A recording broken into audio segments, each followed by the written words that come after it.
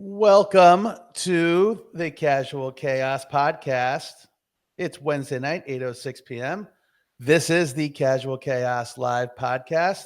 I'm one of your hosts, JayAsh, and I'm here as always with Jeff and Bubba. What is up, fellas? What's going on, JayAsh? Jeff, how you doing, man? I'm doing okay, man. Yankees already got a W in the books, so that's always good. And you know, the Celtics funeral is on hold at the moment with them.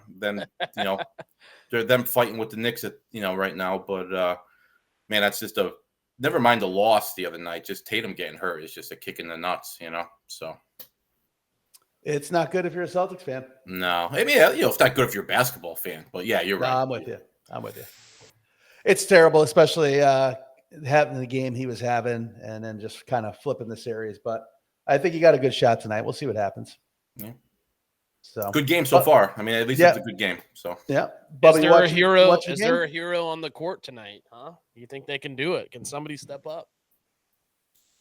Well, if Brown was healthy, or even Porzingis, if either one of those guys were healthy, I would expect it to be them. But again, like we talked about last week, I mean, Porzingis has this mystery virus that nobody could figure out, and Brown's clearly not healthy. He's playing with a bad knee. So I don't know. I mean, maybe it'll be White. Maybe because White's had huge games before when he's playing okay tonight. So maybe he'll carry him in the fourth quarter. We'll see. But anyway, I feel like if we had the copyright, we could queue up. We need a hero right now and get a good 80s vibe going to kick off the show. So speaking of kicking off the show, what are we doing here? This is our weekly podcast. We are here for you, the audience, the fans. We're here to talk about sports wagering. We are the Sports Wagering Community. We're talking about your action. So send in your tickets. We want to hear about your winners, your losers, anything in between. Nothing's too big. Nothing's too small. Just send in your tickets and let's see what's going on. Hit us up on all the socials at Casual Chaos Live. You can find us wherever you social. And if you're potting on Apple, Spotify, or YouTube, check out our past podcasts and we'll have this one up for everybody tomorrow. So that's who we are. If you're joining us for the first time, if you're an avid listener, an avid fan, welcome back. We're happy to have you. And we got a pretty good show for you. We got a lot going on in the sports world and the sports gambling world. So just throw it to you guys real quick. What's on your mind? What are you watching? What's going on? Did we say, I mean, obviously we talked about that we're watching the Celtics game. So, but just did we say it was 8 o'clock? Just a little past 8 o'clock. So. Oh yeah, it was 8:07 when we kicked off, I believe. Perfect. Okay, sorry I missed that. What's on my mind? Well, again, obviously I'm watching the Celtics. I hope to pull this one out, but I'm really looking forward to. Not sure we'll do much baseball talk later, so I'm really looking forward to the Yankees Mets series this weekend. It's rivalry weekend in the MLB. Which means what? The Tampa's playing who? The Marlins? Is that their big huge rivalry? Yeah. Huge. Yeah, big time. So, I mean, it's the same thing. I mean, the Phillies are playing the Pirates. I mean, I'm not sure how. Just because they're in the same state doesn't make them a rival. But Yankees Mets are. No, go ahead. I was just gonna say there could be 1,100 people at the Rays Marlins game. Yankees Mets are a different story. Obviously, always a big deal, but this year especially with Soto jumping ship from the Bronx to Queens. So and having some choice words for the Yankees too as he left too. It wasn't just like he left. I mean, he kind of bashed him a little bit. Yeah, except he realized that really pretty quickly into the season. He realized life is different when you don't have Judge batting behind you. Absolutely. And, He took a lot of crap for making those comments, but he basically spoke the truth. Anyway, the games are in the Bronx this weekend, and I'm sure the fans will. Be kind to Soto. I'm gonna pick on the Yankees here, but Soto, all he's got to do is hit a pop up to right field every time he gets up, and he may rub it in their face. All right, dude, will you stop with this nonsense? Yes, right field is a problem in the Bronx. Everybody knows that, but both teams hit in the same stadium. They don't move the fences. I'm just saying he could have 5 home runs this weekend. He could. Does he have 5 home runs all year? I don't know, but he could. He's due. He does. Yeah. He has a couple games this year. We had 2 in each game, so he's got at least 5 homers. But that stadium is basically middle of the road when it comes to overall offense. So people act like that's like a minor league ballpark, and it's not. So just Just to be clear, that's a sticking point with me. So it's deep in other. It is deep in most of the other areas, but right field specifically, I mean, it is. Oh, over under 1.5 homers for the series, Bubba. What do you got for Soto? Yep. Over. Okay, I'll book that. Over. I'm gonna say under. I'm gonna say under. 1.5. Half you take it. 1.5. I don't see him getting to. Yeah. I see him getting 2. I see him getting 1 in game 1 and one to close it out in game. What are they playing? 3 or 4? 3. Yeah, F him. All right. Bubba, what do you got going on? It's slow season for me. I mean, I'm not a hockey guy, as we know from 2 podcasts ago. And NBA is my Lakers are out of it. So I've really got nothing to watch. But I'm excited for the Preakness this weekend. I think it's going to be a lot better weather. It's going to be a lot I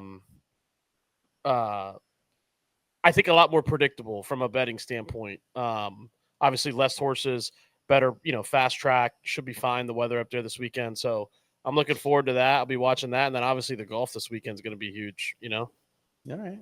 Well, you'll participate in a portion of the podcast, it sounds like, and you'll be able to take a break at some point. So real quick, the Celtics game just went to halftime. It's 59-59 at half. And Bubba, just to your point earlier, White's got 19 and Brown's got 17 for the Celtics. So yeah, one of those guys are in position to be the hero you're looking for. So yeah, there you go. All right. Well, since we just informed everybody what we're doing right now, let's talk some tickets.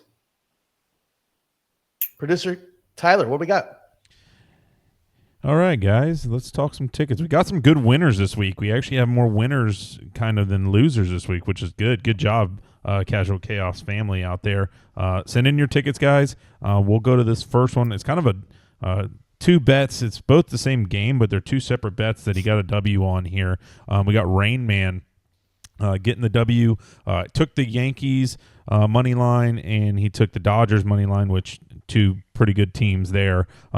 They both got the W, but he also kind of bookended it with Zach Gallen of the Diamondbacks giving up 3 or more runs in that game against the Dodgers, and then the Yankees still winning. So he cashed out both those bets. So cashed out in total a little over $330 between those 2 bets, which was a good win there for Rain Man. Rain Man, a consistent viewer of the pod, consistent gambler that is throwing out his picks to us. So we appreciate you sending in your tickets there, Rain Man. But good W's right there with two powerhouses in the AL and the for NL. Sure. That's a little shocking to me. And I wonder if that happens every night. Can you get the Dodgers Yankees money line at plus 278 every single night?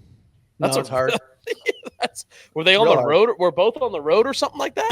the Yankees were. I don't know about the Dodgers. Both were on the road. Both were on the road. The Yankees were playing in the minor league park in Sacramento. Yeah. And then the Dodgers were playing in Arizona. That makes sense. Both on the road, but still, I mean, yeah. Second week in a row, we've had friends of the pod do an anchor play on parlays too. So, yeah. Good anchor with the Yankees. Absolutely. And then speaking of the anchor play from last week, we got Eduardo again sending in another winner. He's back. Took the Pacers and the under here for a $20 bet that paid out $140. The under was 231. Ended up being 119. So comfortable win there for the under, and the Pacers got the W. Pacers also move on in the series. So Eduardo getting another W, getting himself in the win column there with that little Pacers bet. So good job, Eduardo. Can thank Donovan Mitchell for missing some free throws down the stretch. Yeah, I mean Donovan Mitchell just didn't have enough gas for the Cavs this series, huh? I mean, I saw people. Well, I don't know. I mean, I saw some people trying to give him shit for that series, and what? No, not at all. He by himself.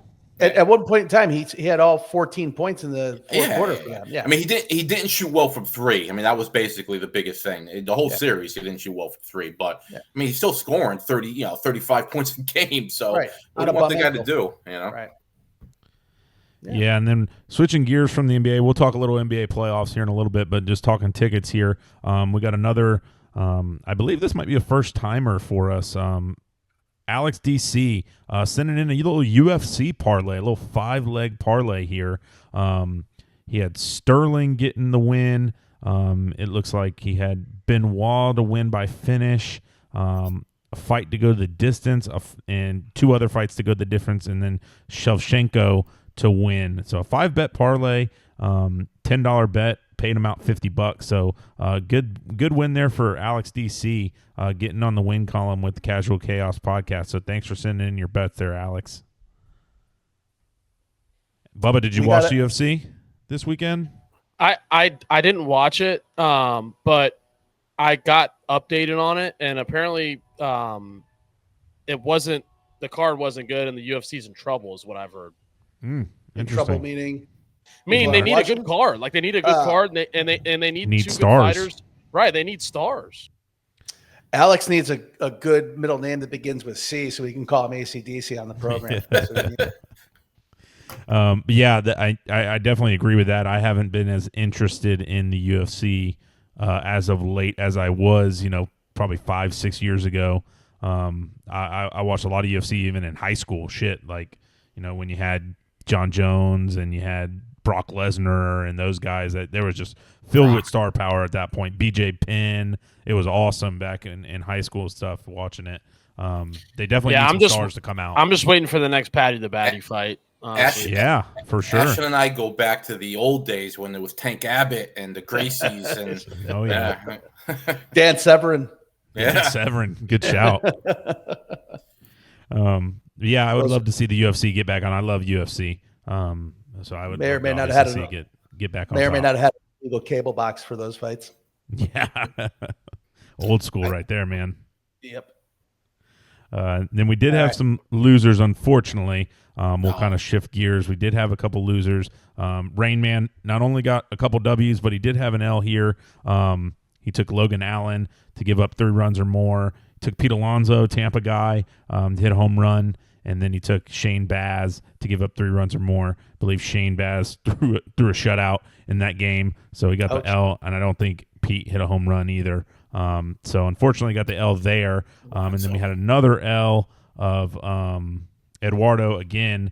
Kind of did his tiering of kind of bets here with the Thunder winning a winning margin of 1-5, and the Nuggets 1-5, and the Nuggets 6-10, all separately bet $5 each. Unfortunately, all 3 of those was wrong because the Thunder ended up winning by, I believe, 7 in that game. So just missed out on that Thunder winning bet, and obviously with the Nuggets having the Nuggets as a winner, took the L on those. But again, I think he still came out on top with that other bet, so it's all good for Eduardo probably from a couple days ago.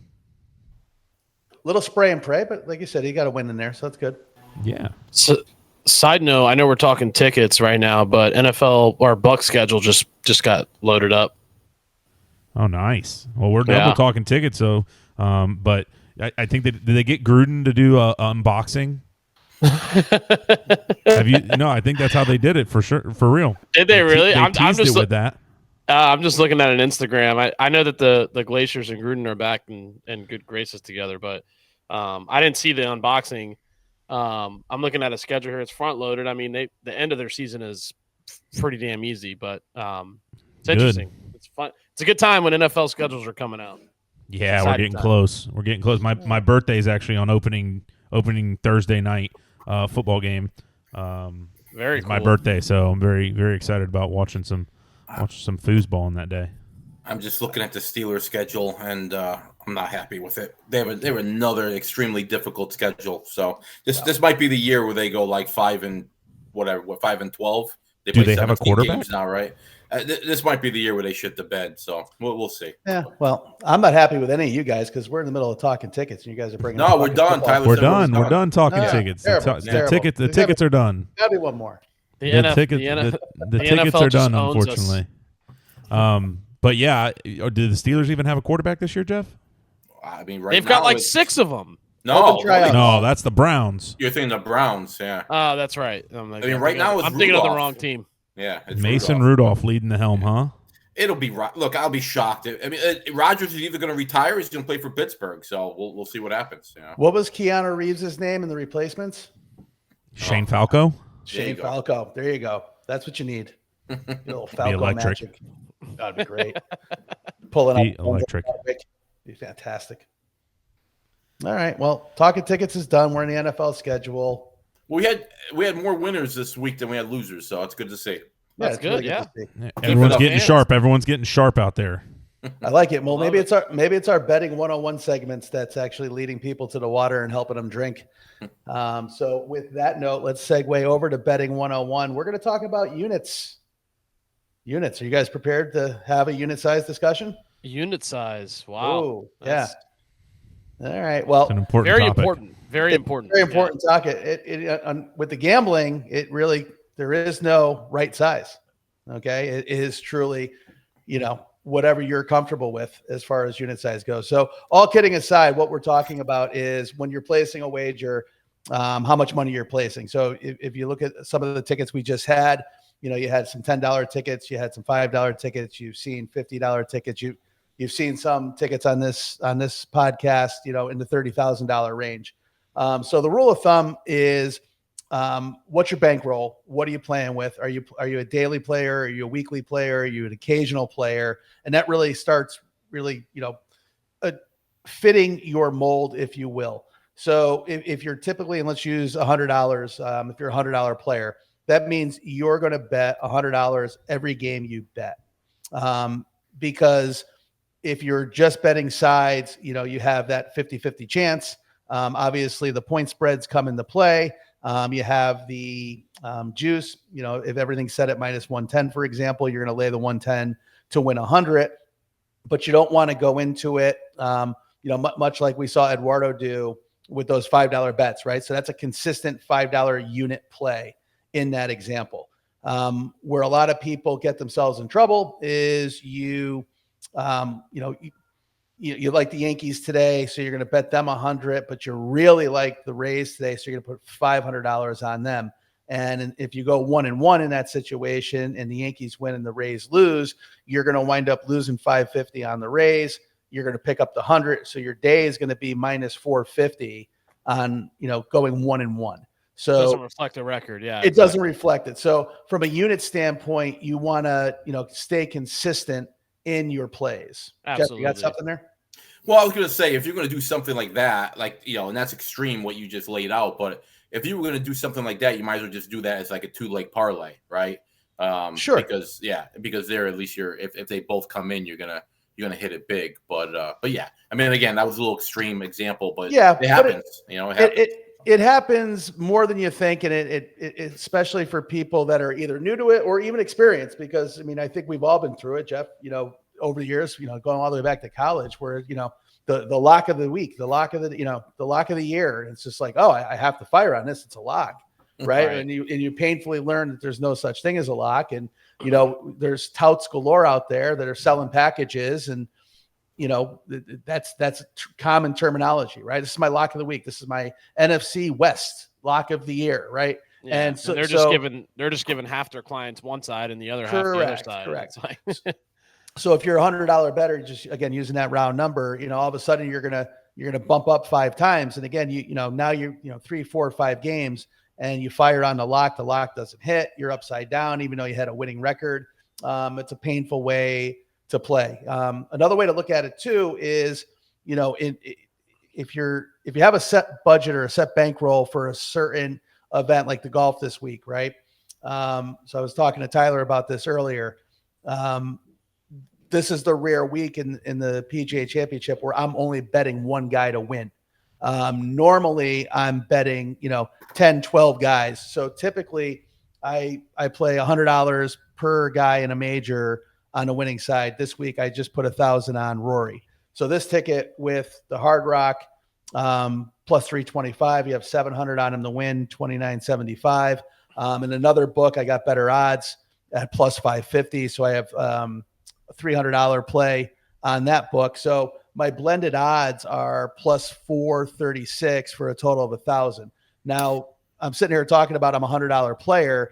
what I did was, instead of playing the multiple players at $100 each or 10 players, I just put all 1,000 on Rory because I'm that confident he's going to win this week. So I didn't raise my unit size. I just, instead of spreading it out, I put the bankroll I normally would on one guy. Right.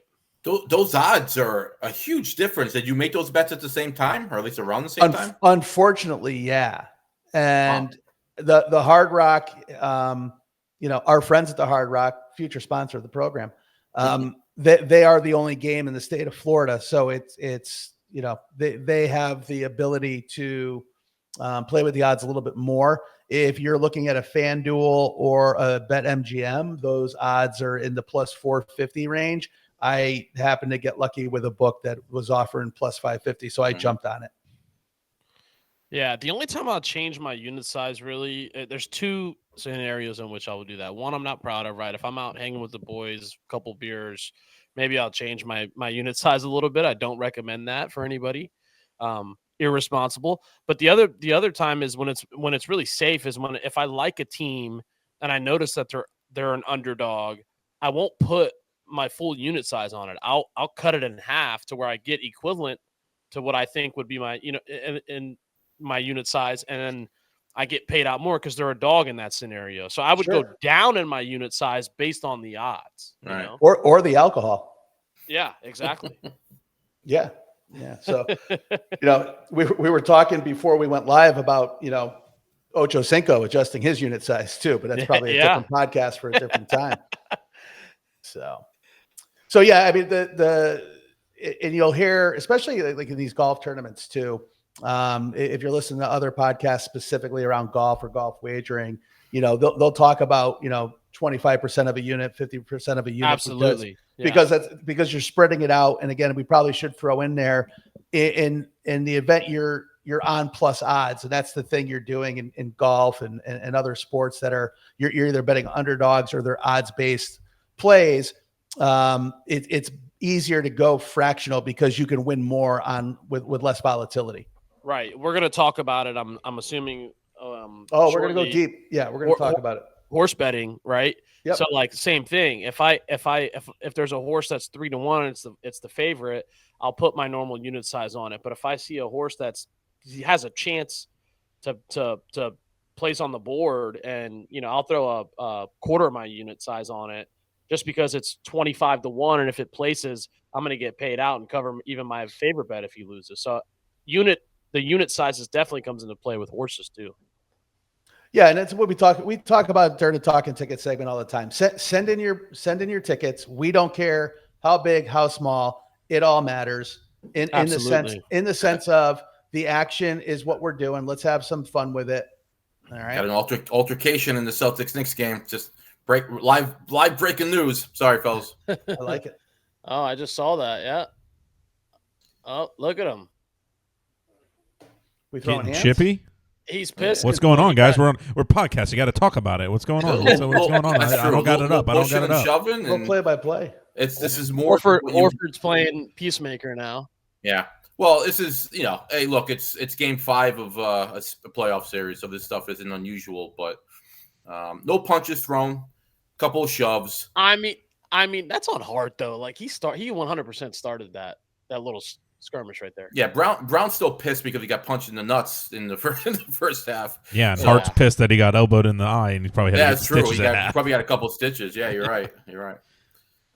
They'll give each of them a technical, and anyway, Ash, I'm sorry, but hey, man, we're doing the pod live. Stuff like this happens, so it happens. A little Boston New York rivalry. That I'm all right with that. It's fine. We'll move on from the 101 talk. Again, be proud of your units, people. Whatever the size, send them in. Yeah, send in the tickets. You should have a plan, though. I mean, it's fine if you don't, but like if you're gonna be betting consistently across the season or across the sport, have a plan. Don't just shoot blind. Yeah, bet smart. Be responsible. Don't bet above. Don't punch up in that situation. None of us are your father, but be responsible. Just be smart, everybody. Be smart. Yeah. Disclaimer: following the program. So, well, I mean, it was live. It happened. So probably a good segue. Let's talk about the NBA playoffs, which have been a little crazy this round. You know, the OKC Denver series has been fantastic. You know, I give Denver a lot of credit. I mean, again, they got the best player in the world on their team, but I didn't think they'd put up as much of a fight as they're putting up in this series, and I really hope they win tomorrow to get us to a Game 7. That'd be pretty sweet. Yeah, Joker's playing out of his mind. Another 44, 15, and 6 in a loss. Yeah. But like you said, it's the team is not deep. What OKC have another 7-8 guys go for double figures again. So they're just wearing them down. I think last week's pod, I said Indiana was going to sweep the Cavs. I apologize. I didn't realize the Cavs would show up for one game and then have their soul ripped out of their bodies on Sunday, which was kind of fun to see. At one point, Indiana was up 40 at the half. Yeah. So last night wasn't shocking to me, but they sent them home. They sent the number 1 seed home 4-1. And, unfortunately we lost Tatum, as we talked about at the top, which doesn't look great for the Celtics. Wouldn't be surprising if the Celtics won tonight, but it would be shocking at this point if the Celtics were able to win 3 straight without their best player. Yeah, I agree. So, we're getting ahead of ourselves a little bit, but little nostalgia if we could get the Pacers and the Knicks playing in the Eastern Conference Finals. I mean, we saw that quite often in the 90s. They had some wars back then, so that'd be pretty cool to see. But yeah, I mean, I'm still holding out hope the Celtics could pull out a miracle here. I mean, the Celtics aren't winning anything, obviously, without Tatum, but maybe they could pull out this series because they've got the veteran leadership to do it. And right now, I don't know if you're watching live, they're playing with some heart right now. Yeah. Guys diving on the hardwood. No, Josh Hart's a Nick, Bubba. Jesus Christ, pay attention, buddy. Well, like I said, it wouldn't be too surprising if they win tonight. They're at home. You're going to come out and throw your best. You're going to give it your best tonight. It will be tough to go back to New York, and then all of a sudden, if New York was to lose 2 straight, then that thought starts creeping in your head. But let's see how tonight plays out. Yeah, let's see what happens tonight. You're exactly right. And then on the other side, I mean, we talk about the Denver series, but Golden State with Curry being hurt, it was inevitable. That's over tonight. It was inevitable. Minnesota was going to win that series. So that'll be interesting. Minnesota and whoever comes out of that Denver OKC series should be a pretty good Western Conference final. So yeah. Well, like I said, is this Ant's second Western Conference final already in a young career? Yeah. So I know everyone compares him to like MJ, just the way he looks, and like, well, he somewhat compares himself to MJ. Yeah, he definitely is trying to make everyone say that because he just looks like I think he is going to shave his head this offseason just to even more look like him. But two Western Conference Finals in back-to-back years, it's impressive stuff. What he's putting together, and he doesn't give a shit about what anybody says. Pretty fun to watch him. He's definitely not like everyone else. Yeah. Yeah. Well, like Jeff said, I mean, let's see if Denver, snags a win in Denver and then that Game 7. But I would still be surprised if OKC doesn't come out of there. Minnesota plays OKC tough, has all year. I picked OKC to go to the finals when we did our little round robin here. I'm not going to change that. In fact, when Tatum went down, I put in an exact series wager, 50 to pay 375 Indiana versus OKC, because I think Indiana might have a little too much for the Knicks if they get beat up this series. So, but I would not be completely shocked if the Wolves were able to steal something from OKC. The Thunder's a super young team, and they're probably way ahead of schedule, but that could be a dynasty in the making. You're giving me premature nightmares here, because if Minnesota can sneak their way into the finals, then the Knicks and the Pacers at least have a legitimate chance to win the title. And oh my God, I would not be happy at that. The Knicks winning a title just absolutely out of nowhere. Oh, I bet if you ask Knicks fans truly, like before this series started, like win a game or two, it's just, anything else would be absolutely gravy. And now they actually have a legit chance again, assuming that they win one of the next 3 games. To maybe go, they're going to host. They're going to have home court advantage in the Eastern Conference Finals. Yep. Crazy. Yeah, I think rational fans, especially losing every game to the the better seeds during the season, rational fans were very much like just want to be competitive against Boston. Yeah. Probably not going past Boston. Yeah, that was the story going into it for sure. Right. And then if you got past Boston, you were supposed to be running into Cleveland. Sure. So, Well, New York, the Pope's a Villanova guy, and all these Knicks are Villanova guys, so you never know. Maybe there's something there. Maybe they got God on their side. ooh, It's hard to mess with Jesus. Yeah. correlation. It's So the power of Wawa. So I just want to make sure I've got that accurately. God tore Tatum's Achilles. God's plan. God's Did I plan. catch that right? God's Yeah. plan. Okay, God's plan. I mean, The Pope's plan. Pope's plan. Let's clip that, see if we can get some traction. with Yeah. Sure, the Catholic Church would like that press. It's better than some stuff. Yeah, well, I married into the Catholic family. I am not Catholic, so we'll keep moving along. Get off the religion topic. So Quickly. Okay, so is there anything quicker than horses on a horse track? Bubba, go. No, there's not. Not at least in sports, I guess. Well, we Right. got the Preakness this weekend. It has your attention, so why don't you get us going with your thoughts? Hey, it's a boring thought for me. The favorite journalism. I mean, he ran a great Derby. I don't know how he lost it, to be honest with you. I'm not nothing against sovereignty. Maybe it was the extra 2 whips that the jockey gave him. Ooh, Suspended.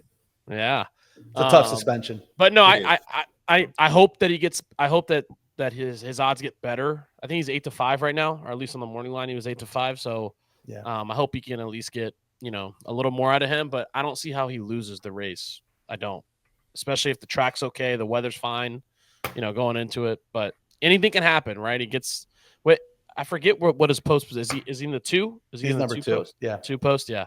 Yeah. Perfect. I don't see how he loses. So that'll be my bet. I'll sprinkle some exotics too, obviously, with him coming in second. But that's my take on the Preakness. All right. Well, for those that don't follow horse racing as close as others, or forget there are races after the Kentucky Derby that make up what's called the Triple Crown. So the whole point of the Triple Crown is not only do you have to win 3 races in a row to win the Triple Crown, the real taxing part of this is most horse races, or most of these horses, are running once a month or even an extended period of time. With the Triple Crown, you're running every 2 weeks or 3 weeks in between the Preakness and the Belmont. So it's three grind. races in 5 weeks. Yeah. So in 5 weeks. So it's a grind. So we move from the biggest name and biggest race with the Kentucky Derby and 20 entries. We go to the Preakness, which is the shortest track of the 3. So not quite a sprint, but more of a sprinter speedy race. And there's only 9 horses versus 20. So much smaller field. And then more importantly, this year, with Sovereignty winning the Derby and then not running in the Preakness, we won't have a Triple Crown winner. So it's a little poo-pooey. Yeah. So, but to Bubba's point, journalism is the morning line favorite 8-5. Bubba, I don't see him going to 2-1. I think he's going to stay at 8-5. He might even go to 6-5. Yeah, I'm just hoping that other horses get money thrown on. I think that they will, but I don't see it either. They should.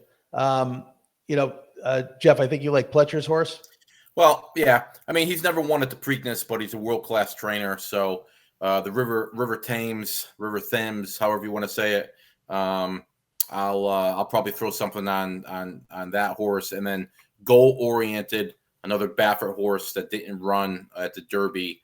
6-1, I think, the opening odds. So I'll probably throw some money on goal-oriented as well. I mean, again, I do these horse races for fun, to be honest with you.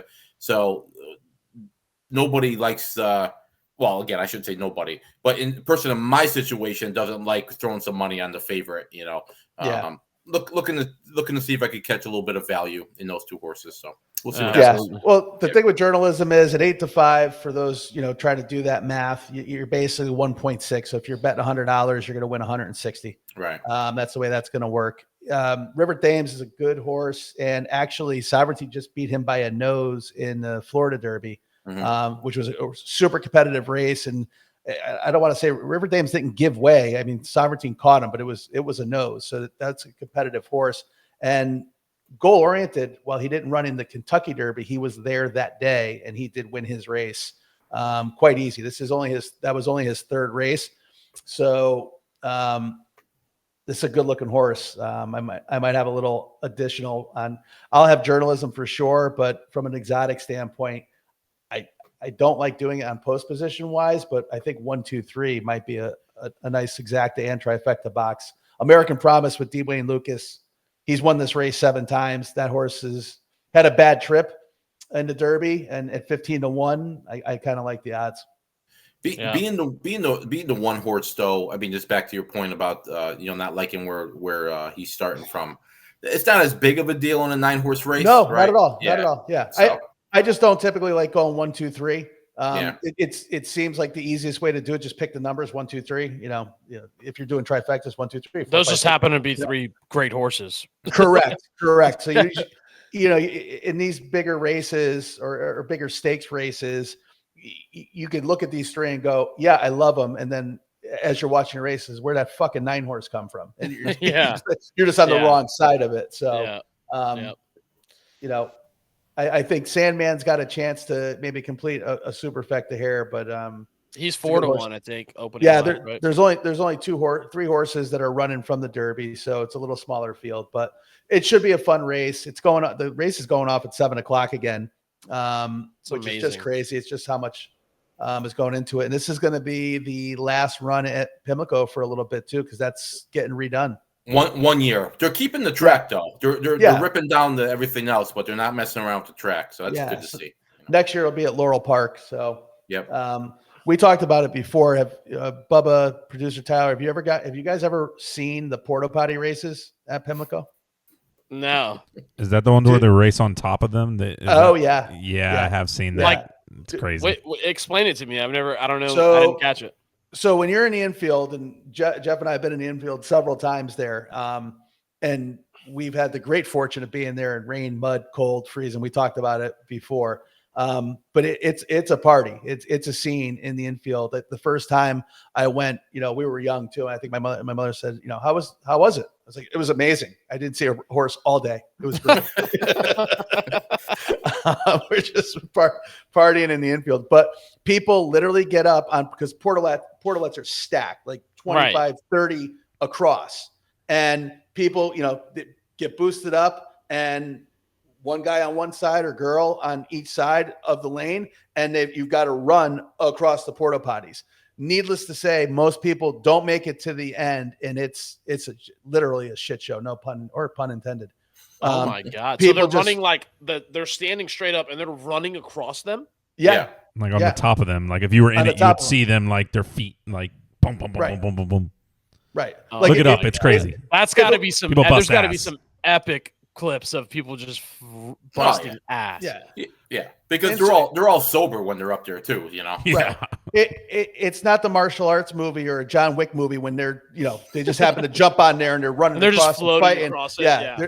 There's not 30 or 40 takes to get that action right. People are falling and that's funny. Hurt, muddy, pissy. It's a scene, but you could YouTube it. It's a riot, but it's a big party. It's a hell of a time. Baltimore, it actually hosts really well. It's a good time. So looking forward to the race as always. But I'll probably do a little something like I did before the Derby and just give it out smaller field. But right now it's probably journalism and some combination of 1 and 3. Yeah. All right. So, all right. So speaking of Triple Crowns or big events, we've got another major, the second of the 4 majors in the PGA. It is the PGA Championship, which is at Quail Hollow in Charlotte, North Carolina, where Jordan Spieth likes to refer to this course as the Rory McIlroy Country Club. That is a accurate quote.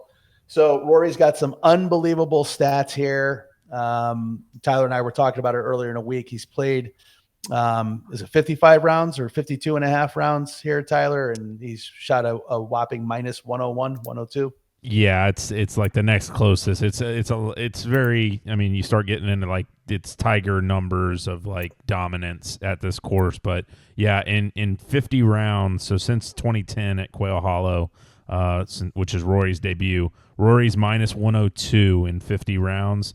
The next closest is minus 47.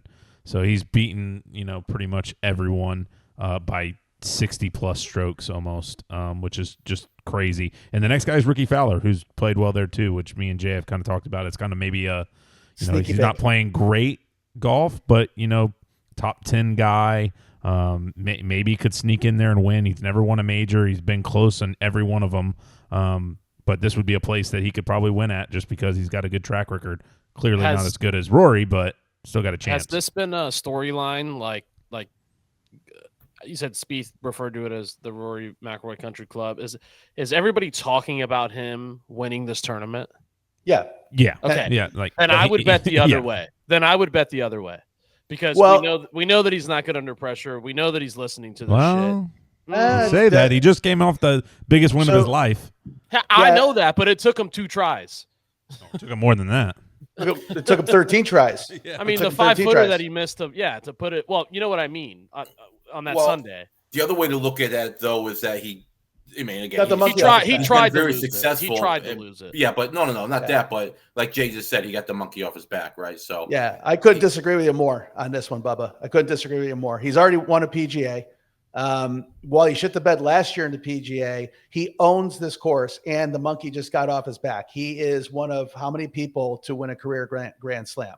So it is more probable this year that not only does he win this, he wins another one versus the whole he isn't good under pressure. Right. Scottie, before the Masters, that comment held true. Yeah, everyone 100%. says that. Like, yeah, I don't even agree with that. I mean, the guy's got like 40 wins, like worldwide. Yeah, he hadn't won the Masters, but I mean, he's won every other tournament he's pretty much played in. So like the whole like not finishing thing, could he have more? 100%, but that's just because he's getting there and getting himself chances more than everyone else. Same as Scottie. Like you get there enough, you're gonna win. Like you're just not gonna win every time. Is he the best golfer in the world right now? Yeah, it's him or Scottie Scheffler, and Scottie Scheffler hasn't won very so he hasn't won a major outside of the Masters. Here's your narrative flip, Bubba. Two different things to take into consideration. People didn't fade Rory in all the other majors except the Masters, right. and your fade was correct for 13 years, right? This was the year based on he was playing before the started, and we talked about it on this podcast extensively. This was the year where everybody was like, this could be the year and should be the year. It looks like he did the work, the mental work. Right. Okay. Now your narrative is flipped. If you're Scottie Scheffler, you came off a 9-win season last year and you won the Olympics. That's awesome. You have two majors under your belt. They both wear green jackets. He hasn't won or performed great in others. So yeah, he's got a little added pressure for sure. Right. So the question becomes the rest of this year, is Scheffler going to win a major, period? And, I think it was Siwoo Kim said it playing with him last week or 2 weeks ago in that crazy Texas tournament. It's uncomfortable playing with him because it makes you feel like you're not good at the game. Right. Right. That's how well he's playing. But he's only played here once, and that was the President's Cup in 2021. Right. So he hasn't played 4 rounds of 18-hole golf in this scenario. He hasn't played stroke play golf. Yeah. He's matched up with Rory and Schauffele day 1 and 2. So we're going to find out real quick who the best golfer in the world is. Right, who came to play. It's a super long course. It's going to be wet. It was wet. It's been raining nonstop there. They got 3 inches of rain on the ground as of this morning. Greens should be fine. But it'll be interesting to see. And Tyler, correct me if I'm wrong, they quote unquote Rory proofed it, right? They added some more length to it on the par 4s. And the feet on the ground, if you will, are saying it was much like when they Tiger proofed the Masters or that facility. Mm-hmm.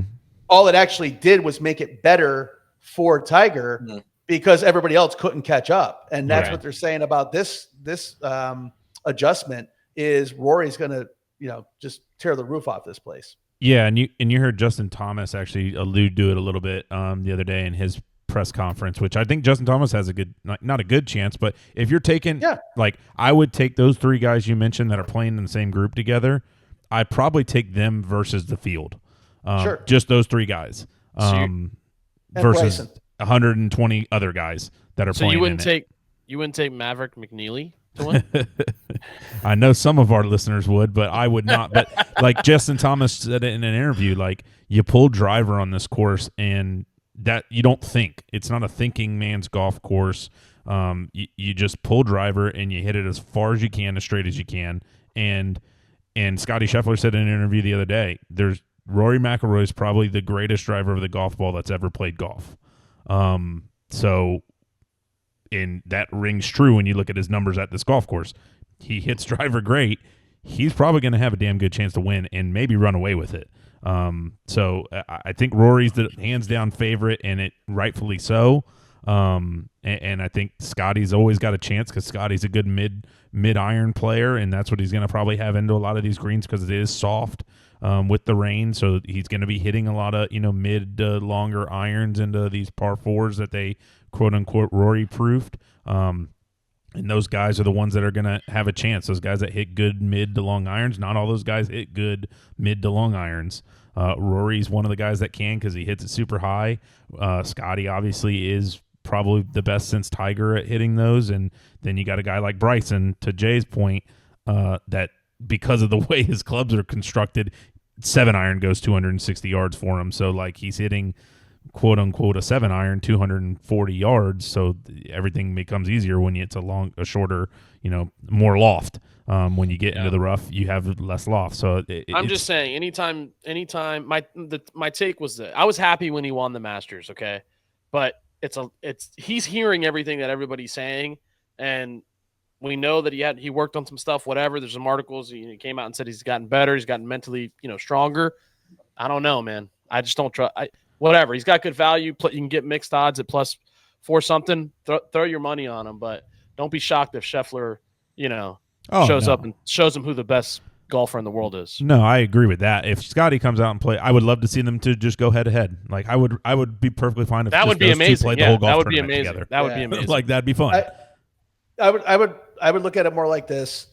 You fade the general public and you fade talking heads. You don't fade the guys that know the game. Yeah.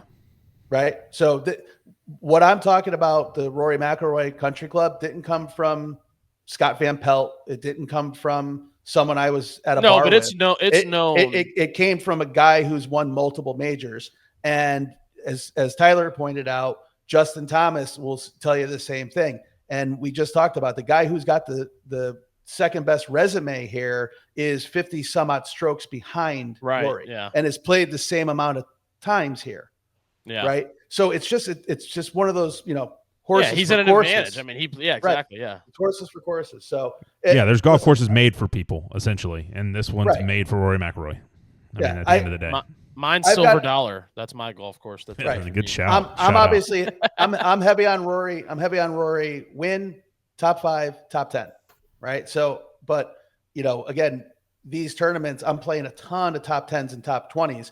So there's a ton of value on the board. Right. I just think, Tyler hit it on the head. There's probably 3 to 5 guys that can win this tournament, and then you're making your money everywhere else. Yeah.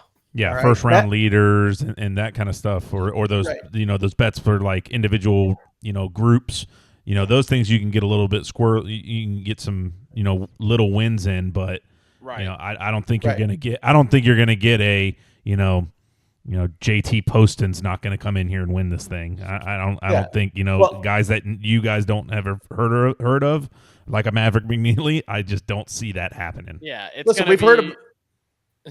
to be one of the top 10 golfers in the world that wins this thing. Yeah. If you want to play Maverick McNeely, because he's 200 to 1, that's fine. But play him top 20. I think you can get him at 420 to 1, 450 to 1. Right. Yeah. So go 4x your money, put $50 on that, cover your other one, because that's just not going to win. Yeah. Right. True. So, historically, this course, Rory aside, this course plays into or plays consistently for people who have played here a number of rounds. Typically, people playing here for the first or second time do not score well. Right. So it'll be interesting to see if that holds true. So, Yeah. Bubba, outside of Scottie, who are you looking at? Do you like some winners? Do you like top 5, top 10, top 20s? Bryson's another guy just because he hits it so long. I would throw some coin on him to win. Same thing, top 5, top 10.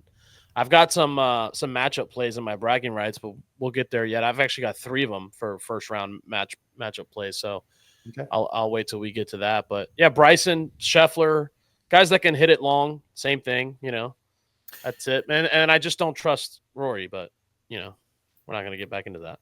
If we're talking about, not the quote unquote favorites, we got Sepp Straka, right? He just won last Playing week. Great golf.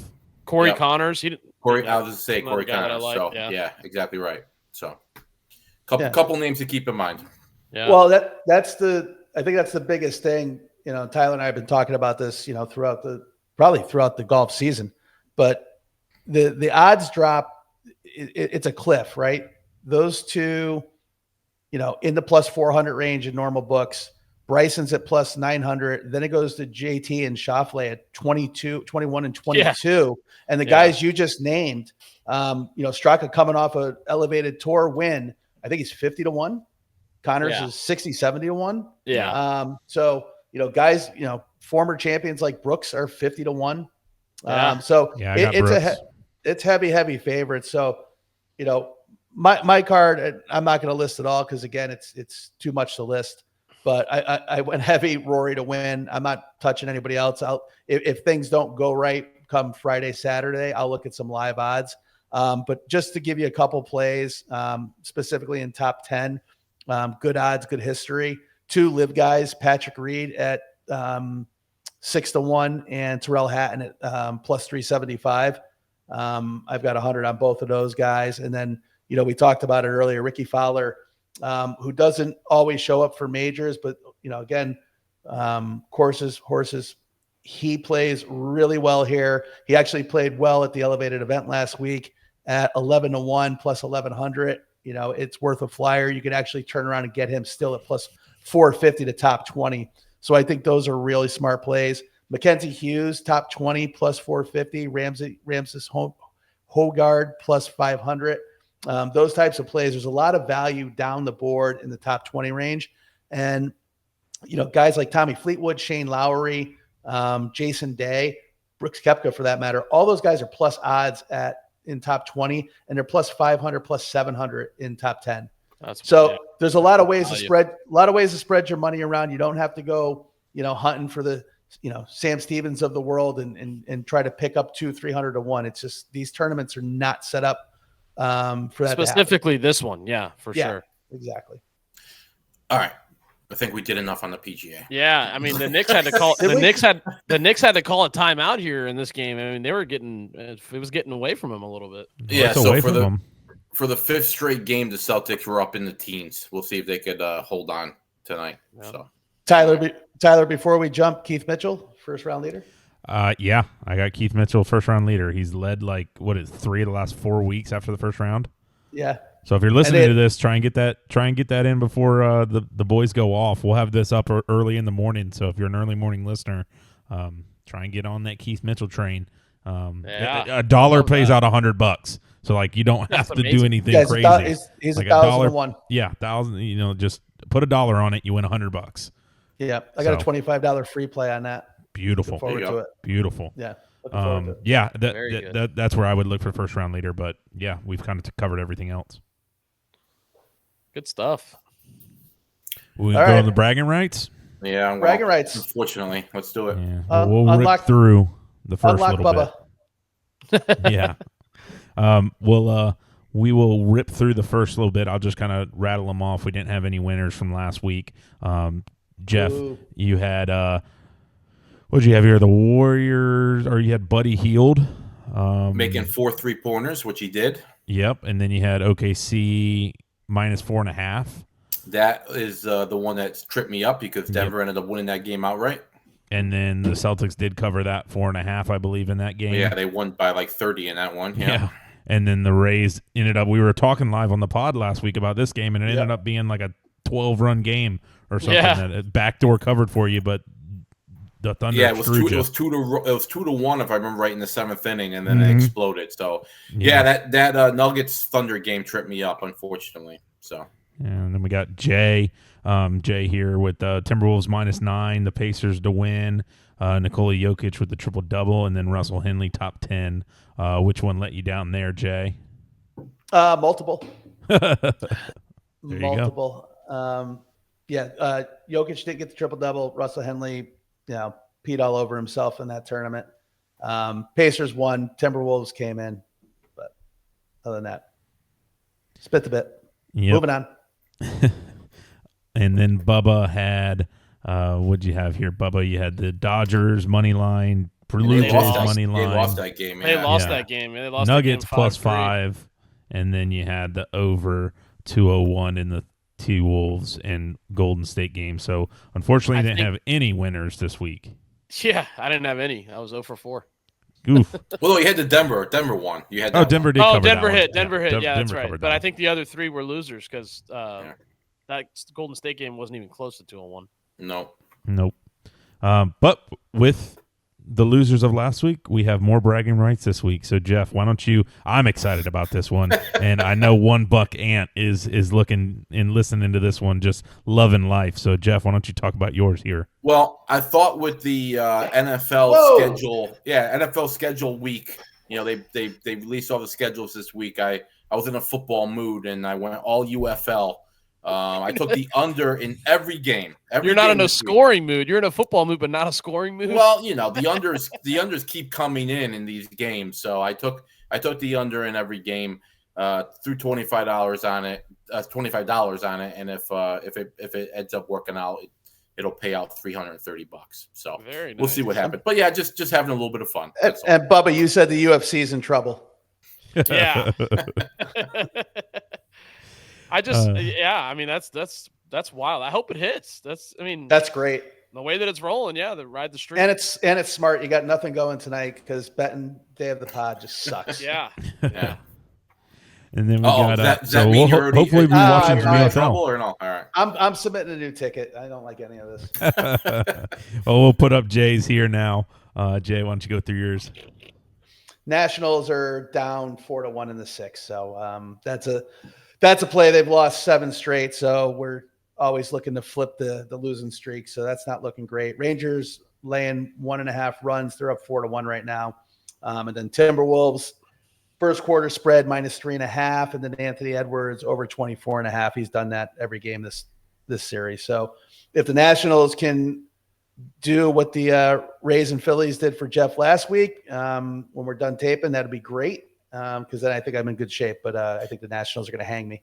Yeah, I like the top part of that ticket. I mean, those I like those 2 plays. Definitely. Yeah, it was a force in the Nationals. I have it straight up too. I typically hate matching those things, but this is the problem with bragging rights. Under the gun. Yeah, you're under the gun. Hard to win. It's hard to win. We had 2 of the first 3 weeks, and then haven't had one since. 14 parlays are hard. Yeah, they're very tough. Well, let's hear Bubba's. Bubba's got some fun stuff right here. I got nothing going until 9:40 tonight, so let's hurry up and get through this. So I'm safe too for the recording of the podcast. But I've got the Padres money line tonight. They should handle the Angels just fine, especially with Mike Trout out. Shout out JayAsh, basically calling Mike Trout not playing from Memorial Day through, I forget what you said, but we got to clip it and put it on a short because it was incredible. Aged super well. But I got San Diego beating the Angels, and then I got some first round matchup plays. I got Shoffley tomorrow plus 100. I thought it was good value. Hogegaard, same thing. He should handle business. And then Jeff, we talked about it. Corey Connors.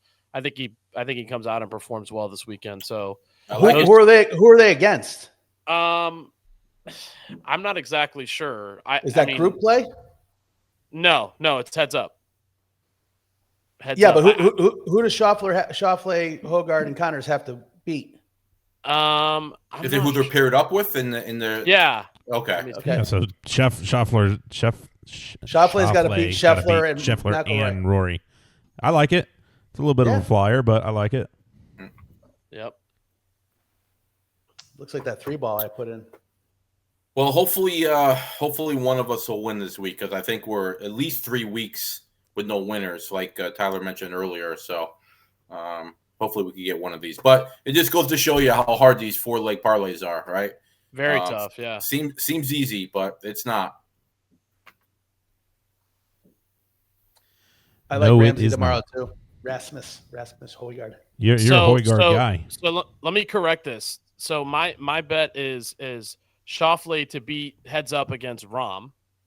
John Okay. Rahm. Okay. All right, you got matchups, yeah. Yeah, and then it's Højgaard to beat Stefan Jaeger. Yeah. And then I've got Connors to beat Patrick Cantley. So it's Okay. heads up matchups. Yeah, I like all 3 of those. first round. Yeah. Yeah. All right. Yep. Well, as long as the ghost of Mike Trout doesn't hurt you tonight, you're probably in good shape with that. We'll see. Yeah. All right.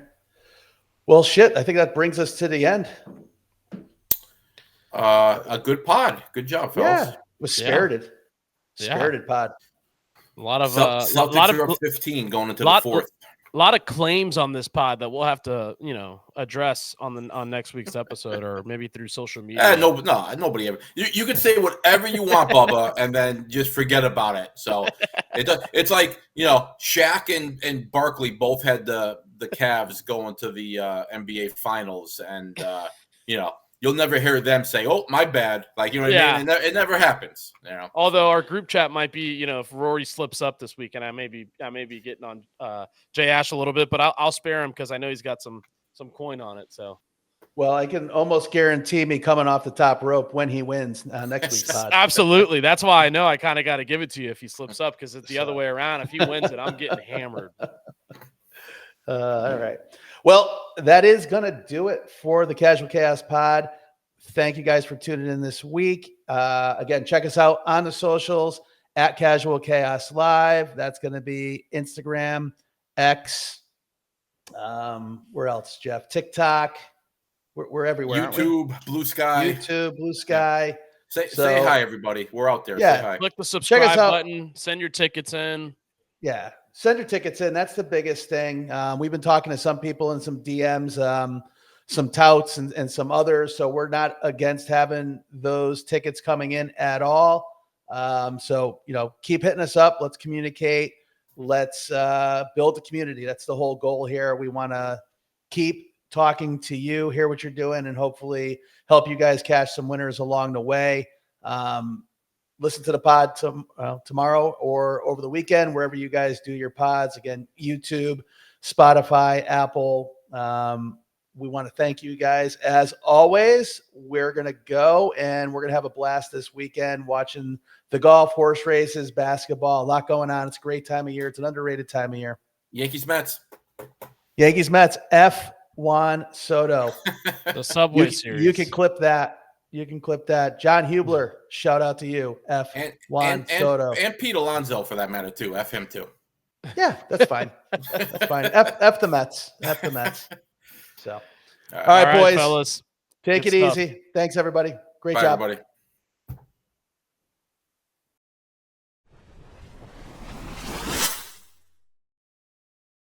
Hi, everyone. This is JayAsh, one of the hosts of the Casual Chaos podcast you are about to listen to discusses gambling and wagering on sporting events. Please be advised the gambling and sports wagering content during this podcast is for informational and entertainment purposes only and does not constitute financial or gambling advice. Sports wagering involves significant risk. If you choose to gamble, please do so responsibly and only gamble with funds that you can comfortably afford to lose. All opinions, wagering tickets discussed or implied wagers on the Casual Chaos podcast are not guarantees to result in financial gain. You must be 21 years or older or of legal gambling age in your jurisdiction to participate in sports wagering. Please verify the gambling and sports wagering laws and regulations within your jurisdiction prior to placing bets. Listeners are solely responsible for their own wagering decisions and outcomes. If you or someone you know has a gambling problem, help is available.